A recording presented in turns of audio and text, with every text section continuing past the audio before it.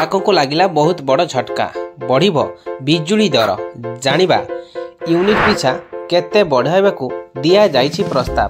ता पूर्व वीडियो को लाइक और चैनल को सब्सक्राइब करनथिले एबे ही सब्सक्राइब करी पाखरे आसुथिबा घंटी चिन्ह को दबाई दियंतु। एबे नुआ वर्ष पूर्व उपभोक्ता को लागि पारे बहुत बड़ झटका। 2025-26 आर्थिक वर्ष रे बढ़ी पारे विद्युत शुल्क। आसंता आर्थिक वर्ष ठारू ग्रिडको पक्षरु बिजुली यूनिट पिछा 54 पैसा वृद्धि नहीं ओडिशा विद्युत नियामक आयोग OERC को प्रस्ताव देइछि।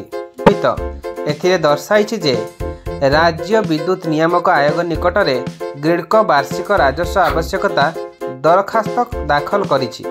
एथिरे दर्शाइछि 2025-26 आर्थिक वर्ष रे 38,814 यूनिट 30,814 नियुक्त यूनिट 4टी वितरणकारी कंपनी को देव। एथिपाई 15,347 कोटी टंका आवश्यक करुछि।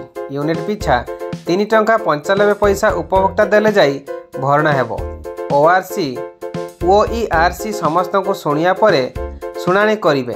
दर वृद्धि को खंडन करिसेंती उपमुख्यमंत्री। ता सहित कहिसेंती एबे सुधा 1,50,000 आवेदन आसलानी। बीजेपी निर्वाचन इस्ताहार रे पीएम सूर्य घर योजना रखिथिला। एही योजना रे बिजुली बिल कम आसीबा सह लोकों को बिजुली दर कम देबाकू मध्य पड़िबो। 7.5 जिगावाट सोलार एनर्जी उत्पादन लक्ष्य नहीं काम आरंभ होईछि।